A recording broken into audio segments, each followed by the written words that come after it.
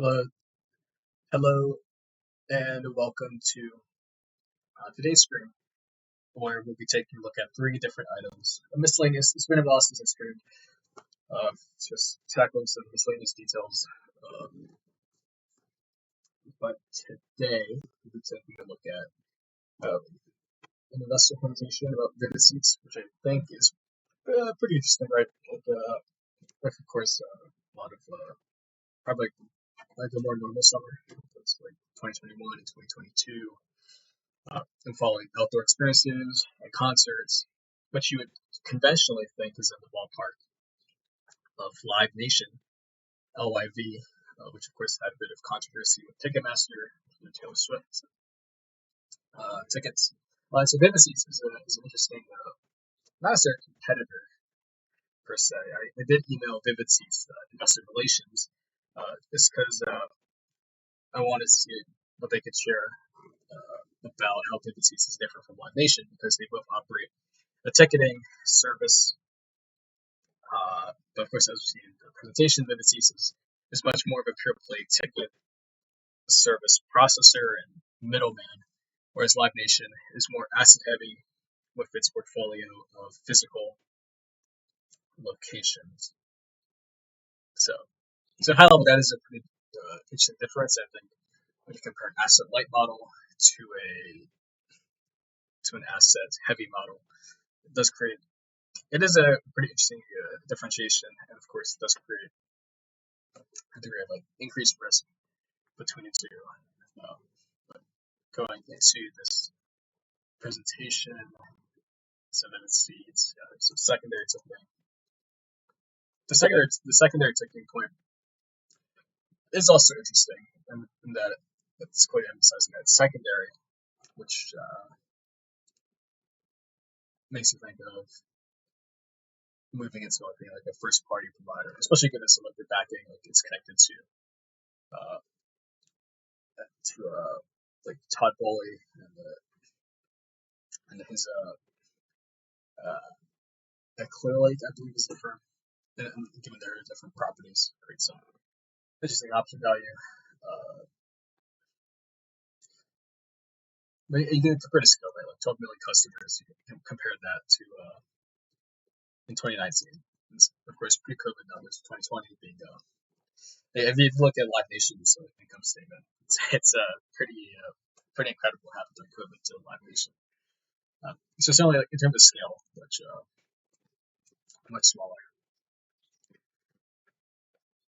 And this was getting to how like it is like a pure play, like asset light model, right? Where there is no physical venue, but it's just like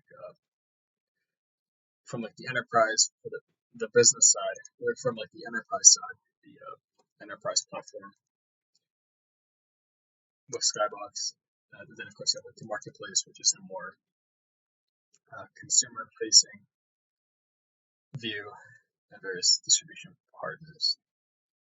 So in the sense, it is pretty like you see both sides because every marketplace right needs both sides, needs two counterparties.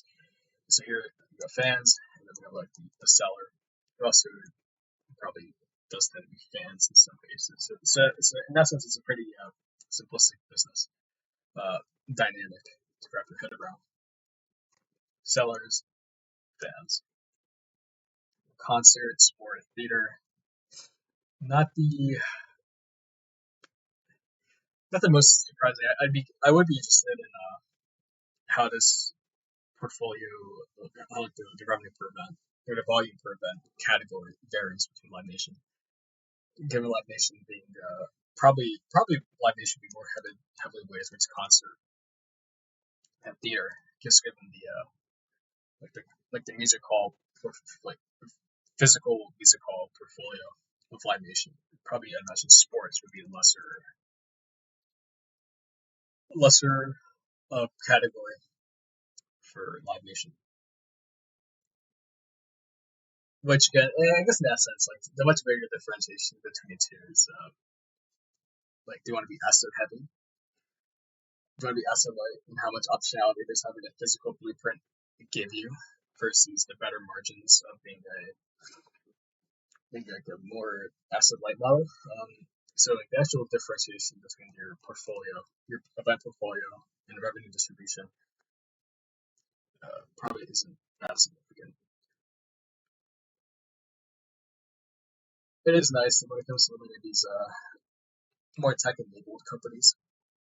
And we have these like the age demographics. It's always a very left tail demographic swing. Uh, Casual opportunists, like sophisticated workers, which is probably a good combination of people for have a good seller marketplace. Enterprise tech. The buyer experience. This is interesting. Like they did acquire a sports betting company, which ties into, of course, the sports component of their brand portfolio, of their ticket portfolio. Which, and I guess in this sense, like Live Nation doesn't necessarily feel the need to compete in this regard, which creates point of differentiation.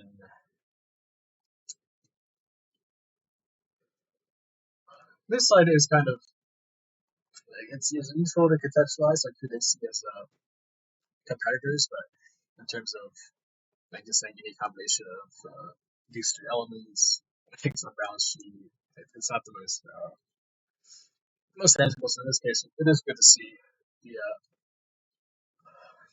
the competitor. Oh, there's even see some greater volume than Ticketmaster of Live Nation,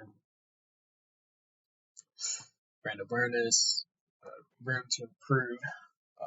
I don't imagine.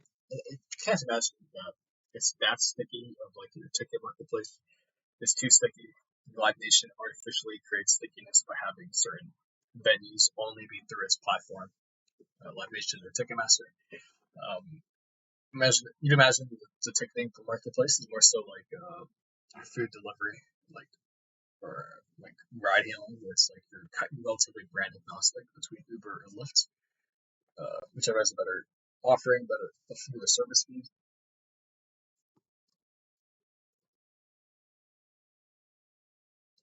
But I suppose the loyalty program is a point of differentiation, and yeah, Berkshire is the previously mentioned sports betting company that they acquired.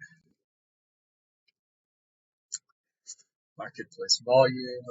I guess it's nice you can get the take rate that Live Nation gets.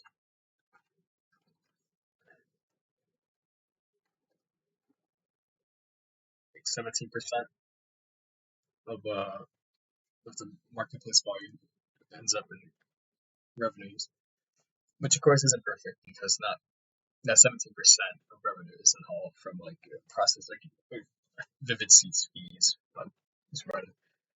Regardless, you can see how year over year how that compares.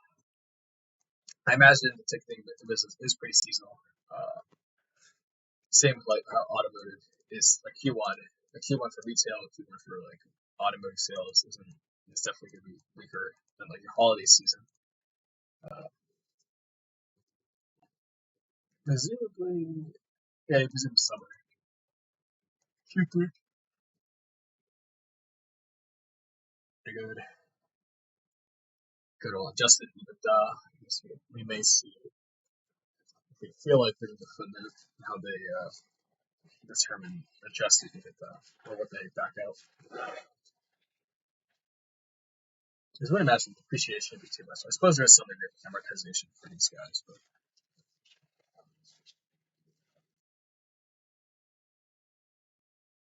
nice minimalistic slide table. Takeaways. Flywheel. Always gotta like it when you mention a flywheel. I do agree with like the pandemic recovery. Definitely compare Live Nation with like Live Nation's results and the strong the earnings pop. Uh, it really has this in the recent quarter and likely into the summer rebounded strongly. Supply and demand, I suppose like rising tide lifts all boats. And certainly from like the gross market, from the amount of transaction volume, uh, it is essentially in like the right direction.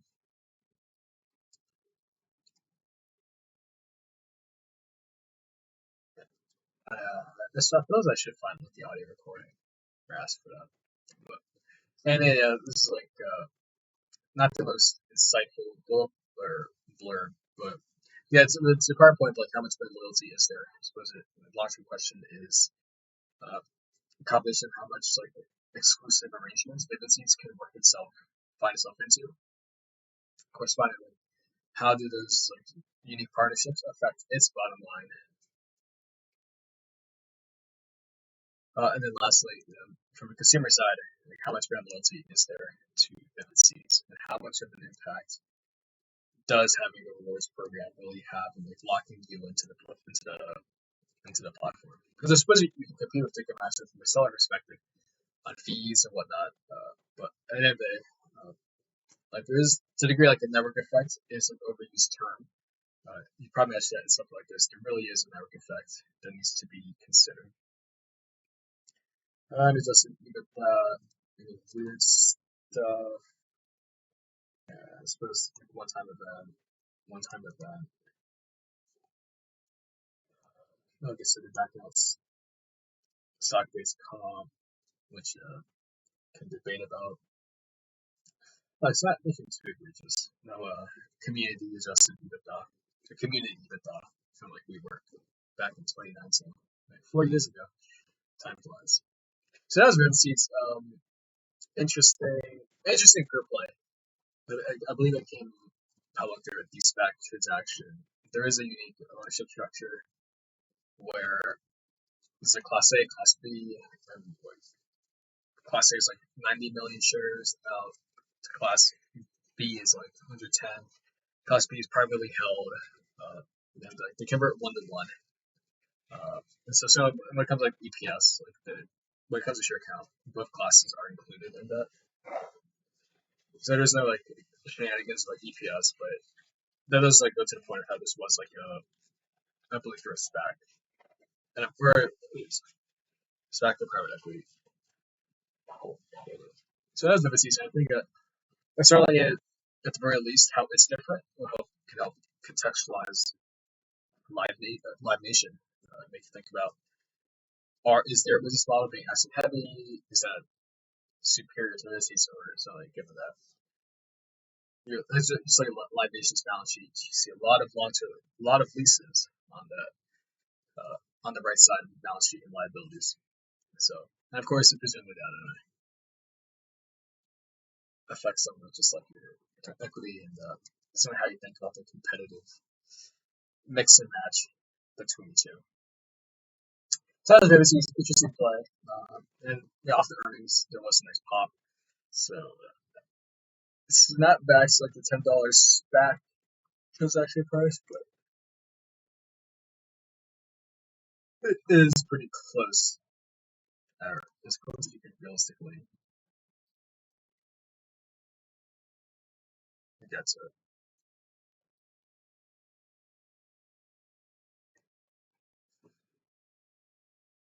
Next, we have good old Berkshire Hathaway, which released its 13F earlier this week, 2 days ago.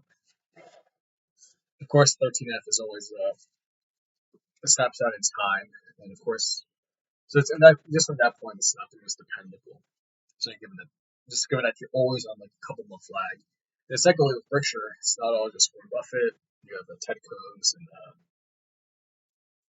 you have Combs and Rushler, these two portfolio managers in there as well. Oh, and of course, I think this quarter there was some like they're reflecting like like one of their insurance subsidiaries asset holding equity holdings into this total. So that equity, it's not the most substantive thing to take takeaways from per se. At the same time, right, percent of Berkshire, it's probably a bit more concentrated than probably most fund managers would be. But of course, given their capital base, same way like their insurance business, like they can underwrite things that other people simply can't because their asset base. The same can be applied to their equity portfolio.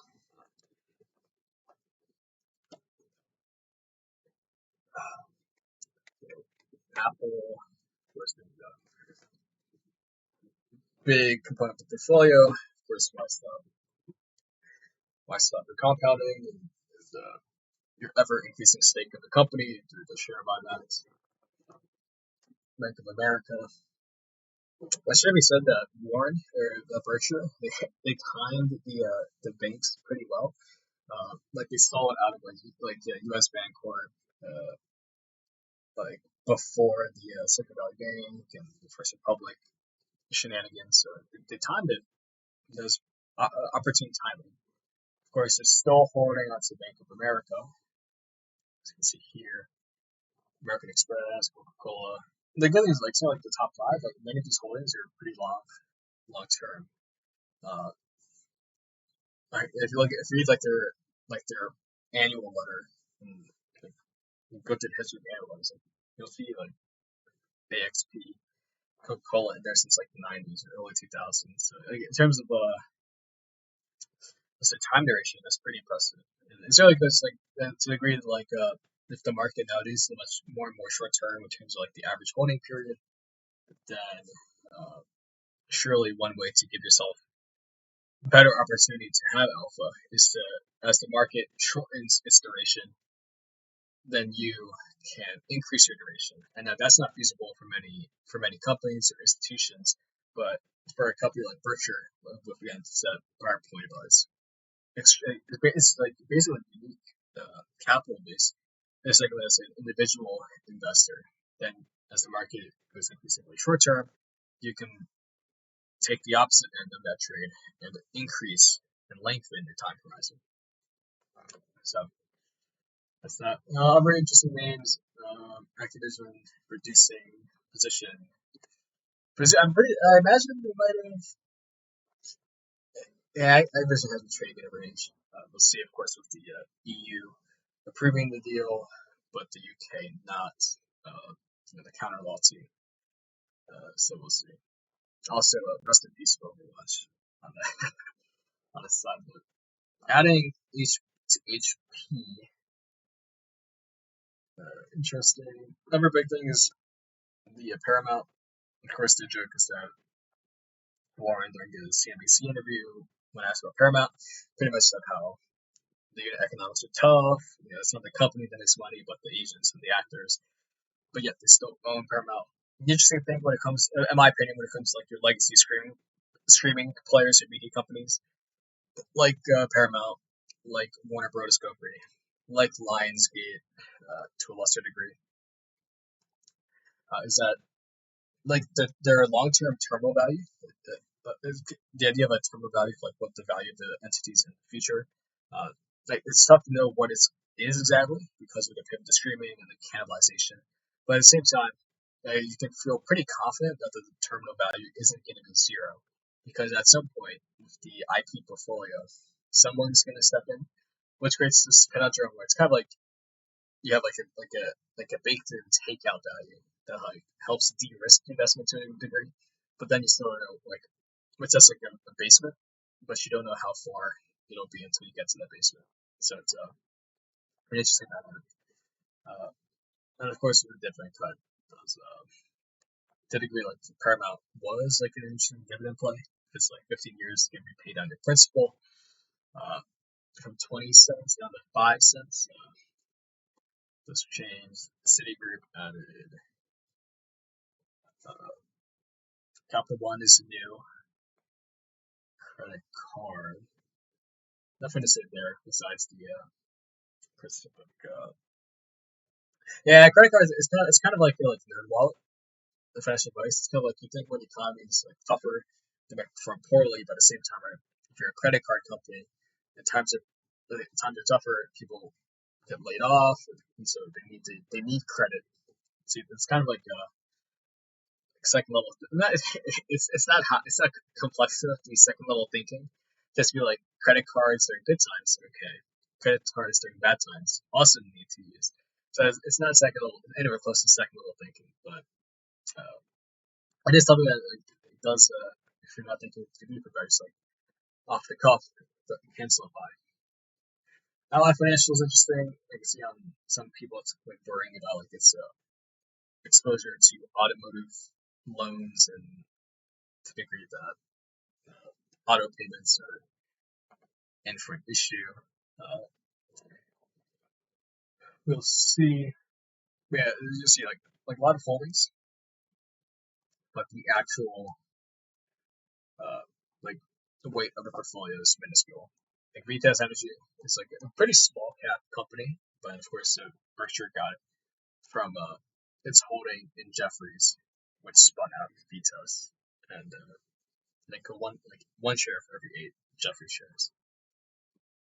So that's the Berkshire, as you can see, right? The big things is probably given the equity weighting, of course, Apple.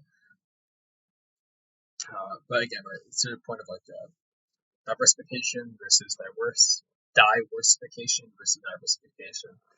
Um, it's an interesting debate. And of course, you can run all the counterfactuals, but you don't know what's going to happen until it happens, and like no event is guaranteed to have, and so it's sort of like you can assign your expected values and multiply it, but or calculate the expected values. But at the end of the day, you take what you know, and the future is the future. You can try to discount it. But certainly with a franchise like Apple, probably warrants a lower discount factor. So we've covered Vivid Seats, and we've covered Berkshire's 13F, uh, and of course the Wickham 13F. It's probably not the, and of course it should be something that you blindly follow. Again, given the time lag, and secondly, like Berkshire's incentives are drastically different, or Berkshire's needs of its equity portfolio are drastically different from yours. And so to the point of how important that knowing incentives are, it's, Berkshire's objectives are not the same as yours in all likelihood with its equity portfolio. So just keep that in mind. And lastly, Apollo. I won't necessarily go through the earnings presentation in too much detail, but there was an interesting slide where Apollo talked about the future of institutional allocation, which I think is pretty interesting given how different it is. But I suppose we can meander through the earnings presentation. If you think about Apollo, you think about it as a private equity firm. But at this point in time, it's certainly matured into being a much more a bit less interesting, a bit less taking over Caesars and Las Vegas and Harrah's, as detailed in the book, and like the book about Apollo and Caesar, which I did recently read. It was interesting. I probably paid a bit less attention to like the actual like court details and like all the different opco, propco, drop downs, all that than I should have. But it was interesting how because there's like this TPG, it's another private equity firm, and it was a bit funny how they offered like TPG sound like a bunch of like aloof people who just like signed off on Apollo, whereas Mark Rowan is this genius mastermind. But I found that part a bit interesting. And of course, probably something of truth in it. So, but yeah, so thinking of Apollo, maybe there's a fancy thing about just as like a private equity firm, but at this point in time, it's matured into being much more of an asset manager with its retirement services. And to agree to like Berkshire Hathaway, it's not apples and oranges, or apples to apples. But to the degree that Berkshire has floats through its Geico, through its various insurance operations, and to a degree Apollo also does with its annuity business in Africa. Annuities tied into its retirement services, you hear about annuity sales. But of course, that's some of the estimation of the various funds that Apollo has. It's of course still a big business. It's like your fee related earnings.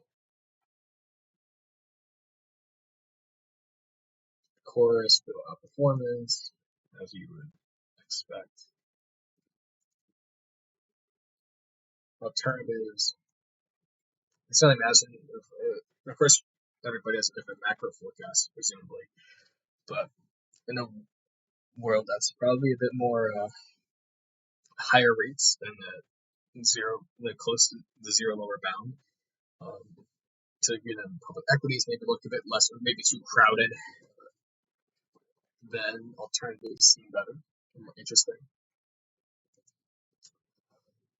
These 2 points, the third point from like the individual investor perspective isn't the most. I guess it is relevant because like you certainly want say like the management of the company to have the right incentives, the right alignment with you. Not necessarily like just juicing EPS, as we've seen this time of year Silicon Valley Bank, must be a long time earner. But of course, in this concept of like LPs, limited partners, none of us are institutional. Maybe one day if we'll have family offices, but some of the first 2 points are interesting. The purchase price does matter. Not necessarily to the degree like you should like have zero exposure to a certain company or position, but to the degree that your purchase price does ultimately affect like certainly what your long-term absolute returns will be. The excess return per unit of risk. I subscribe to like the Howard Marks position that like risk. Risk is not volatility, and risk is it's not necessarily that more bad things can happen, but it just means that more good or bad things can happen. And risk isn't quantifiable. Of course, I'm sure some like Chicago people might disagree, but certainly from an investor perspective, it's probably whatever your definition. The more colloquial definition will vary, but like the concept, right? That if you are taking on risk, then you should expect a return. And is encapsulated in that bullet point.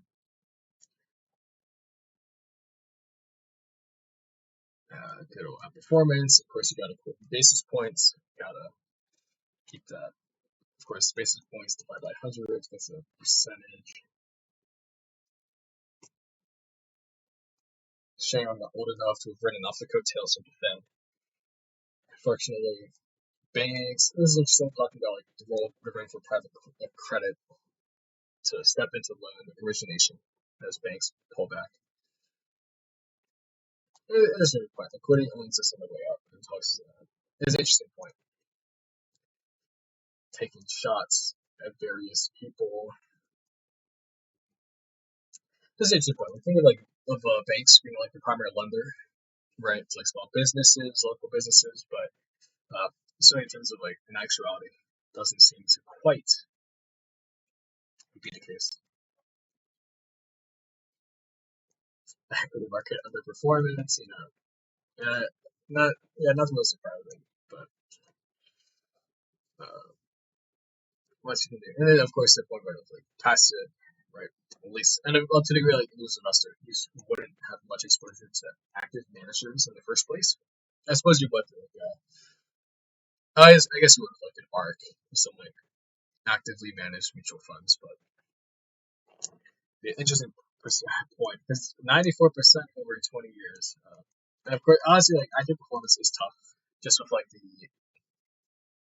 the dynamics around mean reversion and how things will likely mean revert at some point, but you don't know when. And so to be like not only timing the market, but like your equity positions, and to be like purchase price matters. But then secondly, like you're doing market timing around when there will be the reversion to the mean, like a regime change. So it's the management is tough. So not taking shots there, but this is it's always sobering to realize how much of the S&P 500 is composed of 5 companies, and then we think about your individual holdings and like, are you increasing your exposure to the same handful of companies? It's interesting. And also, S&P 500 accounts for 80% of the U.S. equities market, and so maybe, and that's interesting, because it's like 2,000, 3,000 publicly traded U.S. companies, maybe call to action to do a bit more digging outside that pile. Would the bond pricing Come back here, private credit, just take over all of the, take over fixed income. Interesting. Okay, this is talking about the business itself and its future, debt origination. This is interesting. It's capital solutions. It's to help to be kind of like a fund of. It's not really a fund of fund. That's not right. But it's more like that, like enterprise perspective. And this talks more about the retirement. Uh, retirement stuff is interesting, right? And like you can match because like annuity is a long term liability because like you're paying out maybe like a certain guaranteed amount of income for someone's lifetime. But the good thing is, whatever that payment schedule is known. Like you easily plot it out on an Excel. And with that, if the issue with the banks was the mismatch of short-term liabilities in the form of bank deposits, long-term assets, and from like mortgages, and long-term treasuries, you can imagine that certainly an annuity business wouldn't have the same issues. And then to the degree of like withdrawals, of course, you see like these massive withdrawal, the decrease in deposit amounts at some of the banks. But you look at this annuity provider, Napkin, a bit more, it's certainly nowhere close to like the 42 billion that was pulled out of like SVB. Yeah, interesting to the degree, of course, like prior returns are not indicative of future returns. But the GFC point, certainly the GFC is probably something that it's tough to compare to get that to.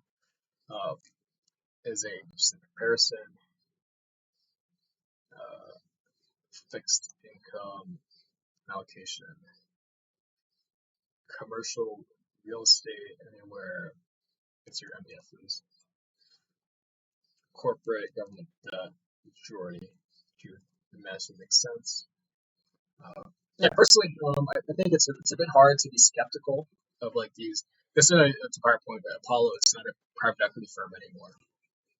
It's basically it's hit that threshold where the issue of like any fund or like investor, it's like that principal agent problem. It's like, are you trying to generate alpha, or are you trying to maximize your fees by increasing your scale? And so certainly for Apollo, not to make a commentary about like is it like prioritizing its asset based to generate fees from, but regardless, like at its size, it has certainly reached that tipping point to be an asset manager. I certainly don't think they would disagree per se with that characterization. And back to this point to end the stream on, which I think is quite interesting. And that, of course, this is institutional. I don't think most regular people have as much fixed income exposure and much, if any, alternative exposure. I had it sort of with like more of like the accredited investor regulations, and just the fact that like Blackstone convention generally hasn't been shopping around its products to retail, although of course it has changed in the past couple of years. Sort of with like BREIT, and pretty much all its private equity firms have to some degree some retail facing investment products. So alternatives will increase. But the big thing is interesting how fixed income and equity, how Apollo sees them shifting to more of alternatives. Of course, with private credit, right, with like firms like Apollo, not necessarily originating the terms, right? Because to the degree like a bank, there is a franchise value and that there is a benefit to being local and reducing that counterparty risk by knowing the person you're loaning to. But again, right, to the point of like matching long-term assets to long-term liabilities, then certainly a vehicle, these insurance vehicles are probably a good place to dump. Not to dump because it's not like they're toxic assets, but a good place to gently take care of some some wonderful long-term long-term loans to various enterprises. Uh, it's private credit, asset-based financing. Uh, I'm not aware too much of asset-based financing. It probably just thinks of like collateral and like margin calls, but I imagine it's a bit different. But again, my example is like this fixed income, right? So a bit more predictable, a bit more low beta. As you, as you famous, and then of course corporate debt.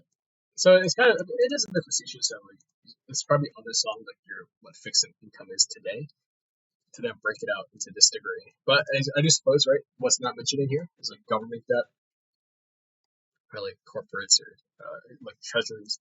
Um, well, I suppose that this is like fixed income beta, like your government or municipals or whatnot. Equity is interesting to properly on S&P is quite weighted. Uh, Tossing your ESG infrastructure, clean transition stuff. Of course, they'll have your equity beta. Uh, so it's of course, you know, as a Paula, you can't not expect that alternatives like PE to not be a point for institutional managers, right, like endowments to allocate capital to. But this is interesting, right, in seeing how the price shifts. I don't know if they're doing some graphical trick. Because like all the categories are like what's the I guess fixed income is a bit smaller in between two pictures.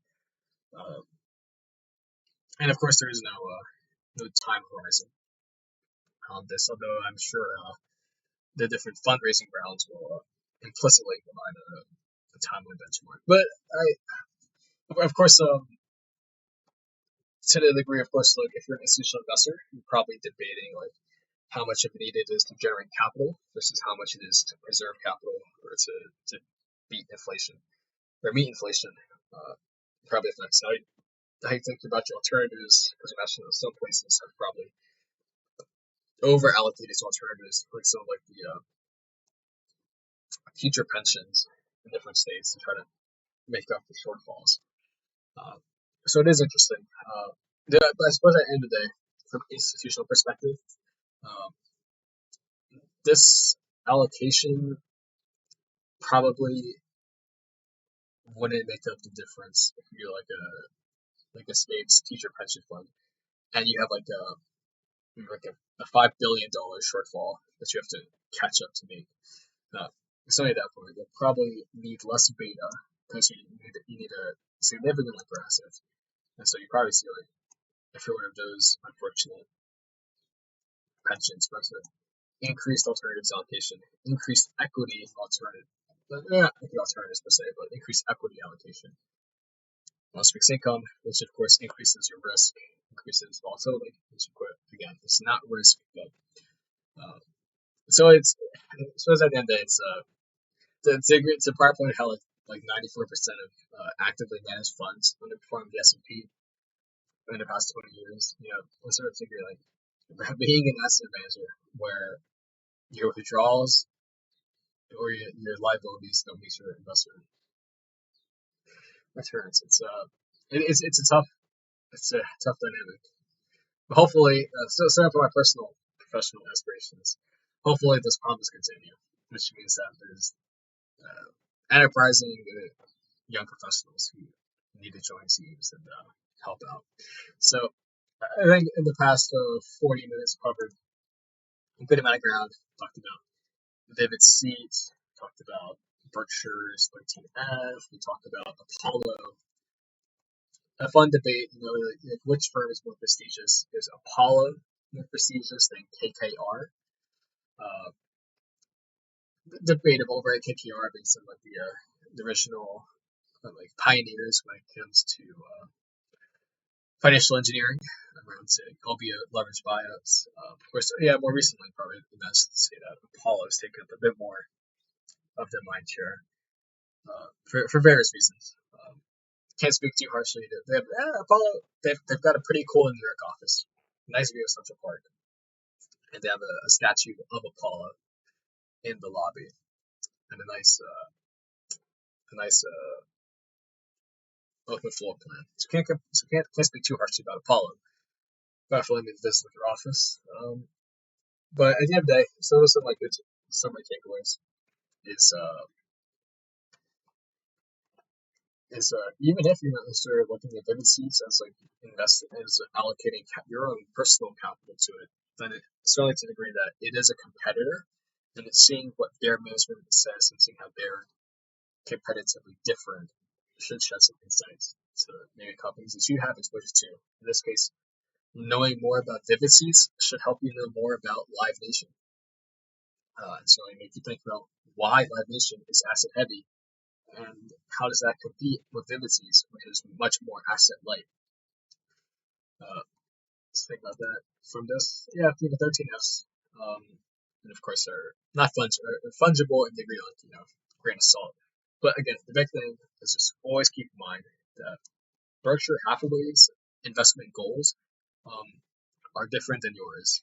Maybe theirs is more so asset appreciation, yours might be more so asset preservation or capital preservation. Probably more realistically, they split their own, but the point still stands that you just have to keep in mind. And so, given you different incentives and time horizon, then one investment might be good for you, but not good for somebody else, and that doesn't change what the actual company is. So it's always keeping that in mind. The different investment goals. Of course, right? Think about why, like the investment man, like a financial advisor asks you, what are your financial goals? Or like when you open a brokerage account, they have to do like it's not know your customer in terms of like anti-fraud, uh, but to that degree, it's like know your customer. Um, and so when it comes to Apollo, I think this is interesting. The Apollo's is kind of talking its own book to some degree, with its of course of how it makes money through alternatives and its fixed income products. But it is interesting, right? And then, of course, everybody has a different macro forecast long term about interest rates, but to the degree there's a regime change, it's an interesting dynamic to think about. And it certainly is from like the regular investor perspective, like alternatives in terms of access.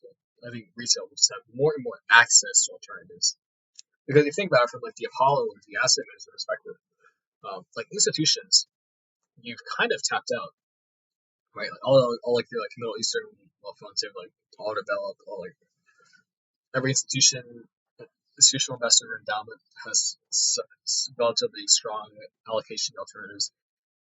And so, where's there room left to grow? It's come full circle in that horseshoe theory to come back to retail. So, certainly from a retail perspective, alternatives will have much more prominence, if not actual allocation, which brings up a lot of interesting questions about having to redefine prints, being surprised when it comes to different liquidity things, and certainly fee generation, and how commoditized retail-facing asset alternatives are. And then lastly, when it comes to alternatives for equities and fixed income, it's interesting to think about what areas are growing that aren't as prominent today, and how they diverge from like equity alternatives, right? It's a clear contrast to like the S&P 500 and your beta, and fixed income.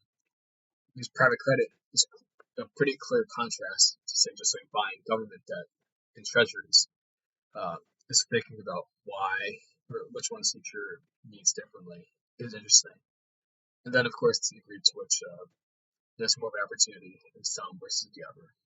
So, covered a lot of ground. I started thinking this Apollo point. There's a lot of interesting tidbits, especially to revisit in the future.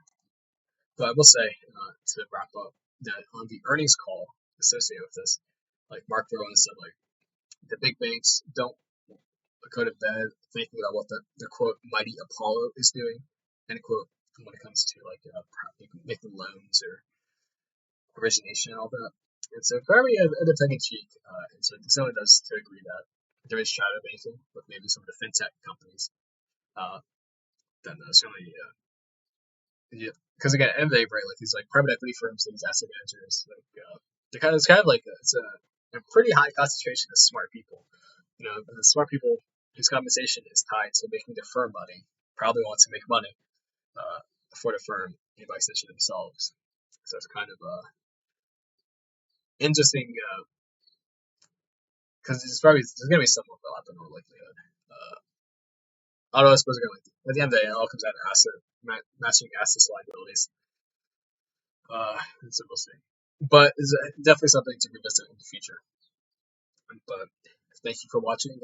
So of course, happy to see if there maybe a different opinion when it comes to say is Apollo talking the book completely. Just seeking to generate more fees or the new novel products. Let me know in the comments. But thank you for watching.